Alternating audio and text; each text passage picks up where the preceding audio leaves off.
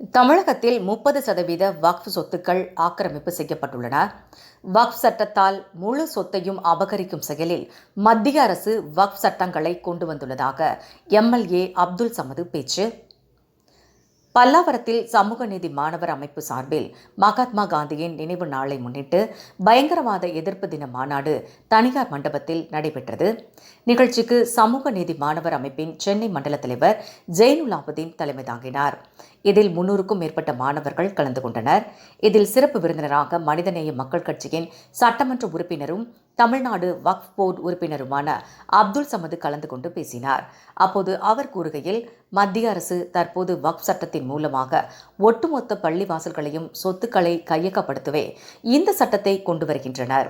சமூக நீதி பேசும் தமிழகத்திலேயே 30% வக்ஃப் சொத்துக்கள் ஆக்கிரமிப்பு செய்யப்பட்டுள்ளன.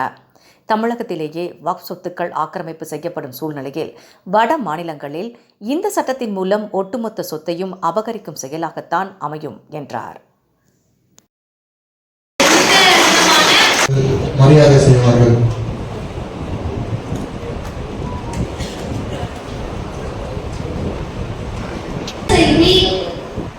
இன்னைக்கு இருக்கக்கூடிய காலகட்டத்தில் நீங்களோ நாமளோ நினைக்கிற மாதிரி ரொம்ப அமைதியான இந்தியாவில் நம்ம இல்ல. இந்தியா அமைதியாகவும் இல்ல. தமிழ்நாட்டில் நமக்கு நடக்கக்கூடிய பிரச்சனைகள் டெய்லி தெரியும். இது என்ன அப்படின்னு பாத்தீங்கன்னா, தமிழ்நாட்டில் அமைப்பு செயலாளர் மாயவரம் ஜே அமீன் அவர்களே, மனிதநேய மக்கள் கட்சியின் மாவட்ட தலைவர் எஸ்.கே. ஜாகிர் ஹுசேன் அவர்களே, நன்றி உரை வழங்க. சமூக நீதி மாணவர் இயக்கம் தேசப்பிதா மகாத்மா காந்தி படுகொலை செய்யப்பட்ட இந்த நாளில் குறித்தும் சமகால அரசியல் குறித்தும் இந்த கருத்தரங்கத்தை ஏன் ஏற்பாடு செய்தது என்று சொன்னால்,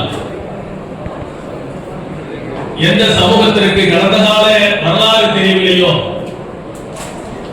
அந்த சமூகத்திற்கு நிகழ்காலத்தில் என்ன நடக்கிறது என்றே புரியாது. அந்த சமுதாயத்திற்கு எதிர்காலமும் இல்லை என்கின்ற நிலையை அடுத்துதான் வரலாறுகளை நீங்கள் தெரிந்து கொள்ள வேண்டும். அமெரிக்காவுடைய கருப்பின மக்கள் விடுதலைக்காக வேண்டி போராடி மகாத்மா காந்தியை போன்று சுட்டுக் கொல்லப்பட்ட வீரமரணத்தை கழிவு மால்கம் எக்ஸ் அவர்கள் சொன்னார், வரலாறு தெரியாத சமூகம் வரலாறு படைக்க முடியாது என்று சொன்னார். அதனால்தான் நீங்கள் எதிர்காலத்தில் வரலாறு படைக்கக்கூடியவர்களாக சமூக நீதி மாணவர் இயக்கம் திகழ வேண்டும் என்பதற்காக வேண்டி உங்களுக்கு இந்த கடந்தகால வரலாறுகளை சொல்வதற்காக இந்த கருத்தரங்கத்தை நாம் ஏற்பாடு செய்து நடத்தி